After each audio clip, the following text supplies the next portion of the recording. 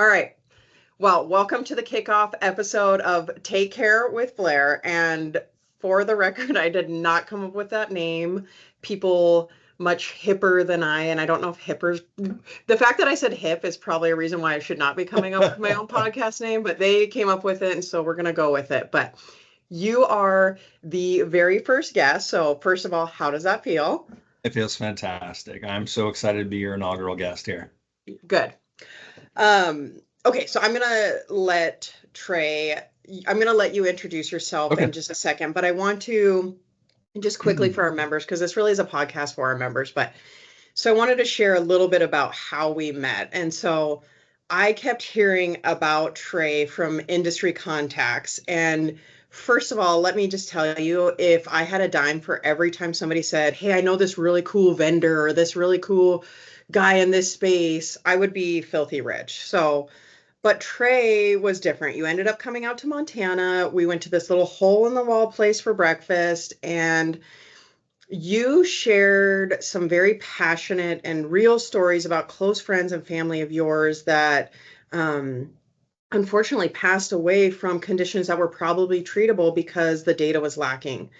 And as you were talking about that, you just spoke about people the way that we talk about people. They're not money. You don't look at them just as, oh, here's dollar and cents. We're going to make this money off of you. You look at people the way we look at people, that you have wives, husbands, family, mothers, kids. You contribute to society. You make us all better. And that's how we look at people. So from there, I was sold on, we just had that synergy. And so now we work together, which Yeah. I'm very fortunate and I love. So Trey, go a little deeper into your background and why you created Siftwell. Sure. Yeah. And thank you for that introduction, Blair. I vividly remember that breakfast. And maybe we'll tell a different story about hand being slapped when they reach for ketchup later. But you hit the nail on the head, Blair. You know, I come from a public service family. My mother was a teacher throughout her career, and then taught at an alternative education center where kids that were bullied or otherwise weren't able to complete their high school diploma did that. And then both my sister and father, my dad's now retired from the Army, but my sister's still in. And so, you know, I've been in and around the public sector my whole career, worked in K-12, nonprofit higher ed, worked in affordable housing, fell in love with healthcare though, with my time working for Veterans Affairs, and then Medicaid North Carolina is when I got deep into the Medicaid side of things. Was the chief financial officer for the North Carolina Medicaid program for a bit, and then left there and joined effectively a nonprofit managed care organization that primarily served individuals with mental health, substance use disorders, intellectual and developmental disabilities. We also covered a number of individuals that were on the traumatic brain injury in North Carolina, and so it really was a way for me to connect with folks that could use some support and service to make their lives more meaningful, to strengthen those communities, and then make individuals healthier. And you nailed it on the head again when you said these are wives, sisters, brothers, mothers, kids. And there's just so much opportunity to make this country healthier. And so I was excited to be part of that mission at North Carolina Medicaid program. And then, you know, when I was CEO of the plan, was able to work with just a great team with a great mission. What I found in both of those roles, though, Blair, was that a lot of the tools that were out there weren't purpose built for plans that cover individuals with Medicare, Medicaid, and Marketplace members. And so this was an opportunity for me to link up with a longtime friend who's been doing data science with Google and Microsoft, and really bring some of these advanced technologies to the problem of improving healthcare, specifically for the government-backed programs. And so that's, you know, my motivation, a little bit about my background and why Siftwell was brought to bear. And, you know, this relationship and the alignment on mission has just been wonderful, Blair, working with your team under your leadership, and making some of those impacts that we want to make. So um, I really appreciate that you're working in those government-backed programs too, because it makes up a huge part of our population, and it's usually those that are forgotten first. Yeah. What is Siftwell? I'm a Yeah. fifth grader. I don't understand anything about health, technology. Tell me what Siftwell is. Yeah, so essentially, Siftwell is a company that works with health insurance plans, nonprofit or otherwise encumbered to the mission. And what we do is we support them in identifying individuals that the plan should reach out to for a host of reasons, preventative care, interventions, getting folks to their wellness visits, getting folks to go to cancer screenings or adhere to their medication regime. So we tell plans who to focus on, why to focus on them, and in some cases, what to do about that engagement, how to engage them. And so you can broadly file us under predictive analytics, Blair, but there's way more to it than that. Yeah. But that's a basic statement about what we're up to. So. Good. And for the co-op, we're doing a multitude of projects, but one that I want to call out is we're using these predictive analytics for members who should be getting a mammogram. Somehow they've That's been right. flagged. We're working, we have the machine learning. In that process, you were able to find that many of these women were not able to actually get to care. They could not afford to get in, or they didn't have reliable transportation. And so you found a gap in what we were doing, and we were able to bring in another partner with Uber Health to try to plug that gap so women could get in and get those screenings. Yeah, that's exactly right. And this one I was really excited about personally. My mom's a survivor of breast cancer, and so is my sister. She's kind of wrapping up treatments, but both are healthy, and my mom's been in remission for 15 years, which is just incredible. But I think that was due to the great care at Walter Reed for both of them, but also because it was detected early. So this is a personal one for me. You touched on some of the underlying technology, Blair. We start with machine learning to do predictions, and going back to my statement about things not being purpose built for these populations in the types of plans that I used to run and you're running now, these nationally trained kind of machine learning models just don't pick up on the nuance Yeah. of our populations. And so, I think in that particular case, we identified 12,000 women that were highly unlikely to go on their own accord, needed some nudge, needed some support in getting there. And so we make those big numbers small in bite-sized chunks, very manageable. So you move from the 12,000 women down to a bunch of different groups of women that are contextualized. One of them, in fact, was, and you touched on the transportation one, but 450 women, 80% chance of non-compliance because they live more than 20 miles from a screening facility, don't have transportation, need childcare when they go, and may or may not know it's a covered service. And so your team was able to pick up that context and have informed conversations with your members and offer those things up, at least as a starting point. So yeah, that was a really cool project with you guys. Yeah. I, yeah, there's a lot to say about it and also not a lot because it's just the right thing to do and that feels good. And Mm. like I said earlier, we're doing this on a multitude of levels and different projects, but that was just one I wanted to specifically call out. Yeah. Okay, so I keep reading about this big, hairy, scary monster AI machine learning in the news. Okay, so one, are machines going to take over the world? And two, how is AI changing healthcare, health insurance? And should we be scared? Should we be excited? Give me the pulse. Yeah, this is, in fact, I was out in Northern California talking to some legislators about 2 weeks ago. But this, at that conversation and nearly every conversation I have with folks, this is one of the things that comes up. I think we should all be guarded about the future of artificial intelligence. We Okay. should be smart. We should be thoughtful. Um, this stuff can be used for evil. There is no question. We're already seeing, that and with fake images and some other things, and how people are using it for social engineering. Even voice stuff where it'll appear as though a grandchild is calling a grandparent using voice mimicking technology.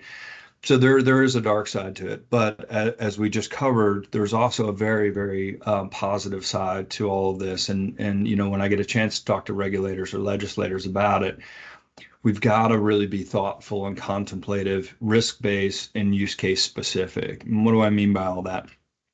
Nobody will ever get hurt by going to more wellness visits, more cancer screenings, more testing, more diagnostic work. I think where folks have gotten into a trouble, you see lawsuits every once in a while, and it's really been in the approval of certain medical services. We don't do that. We don't ever say surgical oncologist versus radiologist, or we never approve, or we're just not in that business. The human always has to stay in the loop, and that's just a really important part of our philosophy. The example that is most often pointed to in the context of is AI evil? There was some models that were built about care patterns. And essentially what it identified was people should get more support because they were availing themselves of more services and more care. Well, as you started to peel that example back, what you had is wealthier individuals with access to transportation that live near healthcare providers. And so they would observe these higher consumption patterns of care and then say, well, we better get them a care manager and we better get them into this program. What it didn't identify is maybe the Latino woman that lived across town that had to take transportation, that maybe English was a second language. They weren't consuming as much care and therefore were deprioritized. That's where it can get kind of scary. But again, with our partners and with us, it's really got to be a mission-focused organization. The human's got to stay in the loop, and we've got to stay away from that direct recommendations about care. So we need that unbiased learning, which can be hard because a lot of the initial data is biased in one way or another, just based on the history of, the country, that data that it feeds off of. So I think that you do a great job and take great care to make sure that we're not doing that. And I think for the co-op, we're using services to go deeper with our members. Yeah, we're not trying to, it's not about, let's save a buck here, deny care here. It's about how can we make a healthier population? And I really appreciate that our missions align. Yeah. And I'm glad you talked about the regulations, because I do often wonder, what happens when tech outpaces policy. And in addition to that, I was listening to this podcast the other day about AI, machine learning, and the question came up, there's no switch. There's no person standing there saying, well, AI, we've gone too far, let's turn it off. Yeah. So how do we handle that? Well, how do we think about it? And I think you covered that well. If I'm a member of our co-op, why should I care about AI? Yeah, there's a lot of different reasons. And you guys, you're working with us on some of these reasons, and I think there's other opportunities that you all are looking at, and health plans more broadly are. This can improve everything from just basic customer service. The chat bots are getting so much better and read more like humans, to be honest. And if you can sort through that information and get questions answered to maybe benefits covered or where providers are, I think that's a really powerful, direct way for members to see some of the power included in the artificial intelligence. The other thing is, and this is more tightly related to some of the work that we're up to, is the co-op is putting themselves in a position to better understand their members, go deeper, and then let the human make the choice about how to engage with the member, right? And so, but that effectively what it does is it gives you a running start for the conversation to be had with the member. And so, I think if I were to boil all that down, experience can be improved, healthcare can be improved, availability of providers and information, all of that just speeds up and gets better. And that's what we're doing with you all. And that's what some of our other plan partners are using this stuff for. Love it. Yeah. Okay, so we've had so much rapid change in the last 20 years, but I think in the next 5 years, it's going to pale in comparison for these next 5 years, right? Like the growth. So where do you see trends in health coverage, healthcare going, and how are you going to play a part of it? Yeah, I mean, Blair, as I look at the macro trends that are happening, I mean, I think coverage is going to continue to move in the right direction. There's a few last holdouts for Medicaid expansion. North Carolina changed. I'm a resident mostly of Charlotte, North Carolina, although I love it out in the mountains with you all. Want to get out there as much as possible, but we recently saw them change to expand Medicaid. I think there's a few holdouts, but that's generally changing. So I think coverage is going to continue to get better and better. The other things that I'm thinking about with regard to healthcare is some of the macro trends around population. We've got an aging population.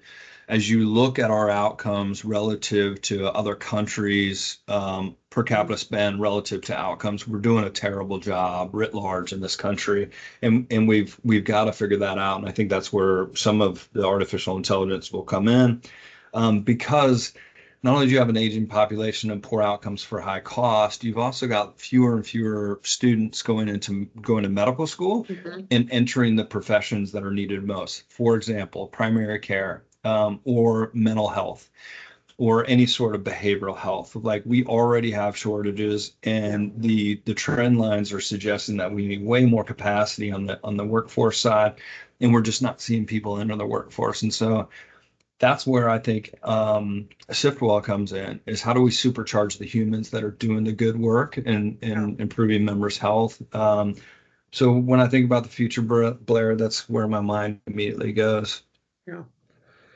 Yeah, same.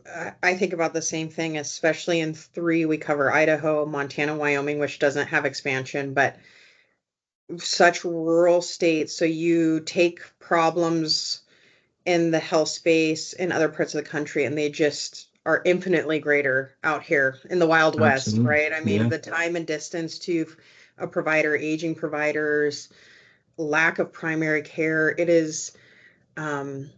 it's scary. It's a problem we need to solve because the people who suffer are everyday people. So yeah, no, that's right. And similar to some of the rural areas in North Carolina, those are, I mean, these are really important issues for people to be focused on, and I'm glad you and the team there are so focused on them. And we feel lucky to be a partner in that solution, in those solutions. So, all right, 2 fun questions to end with. all I right. always like to know what books people are reading. What are you reading, or what are you watching? Maybe you're not a book reader. That's fine. What are you watching? What are you reading?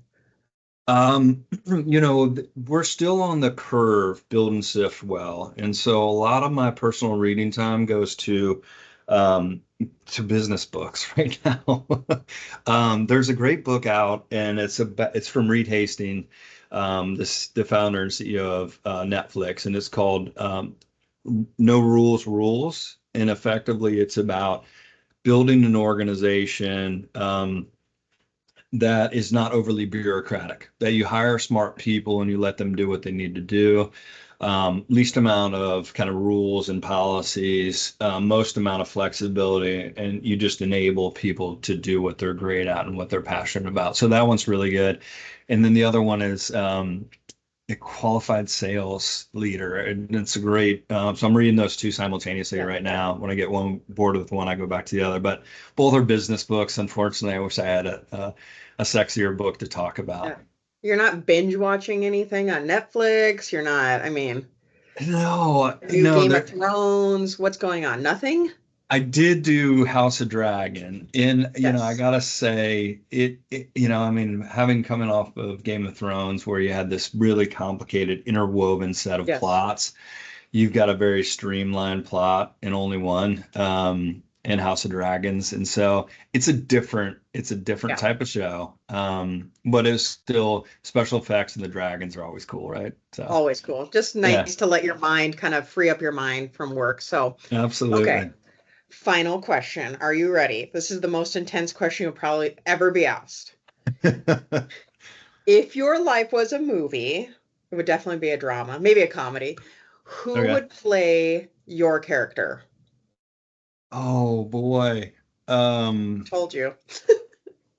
That is so good. I would probably, I mean, like, I'm gonna go with Jason Statham. Yeah. Yes. And Oh my God. I thought the same thing. I thought the same thing. That's so great. All yeah, right. Well, I've Trey, thank you. I appreciate thank your you, Blair. time. You are the very best. And thanks for being on our podcast. Great to connect with you, Blair. All right. Bye.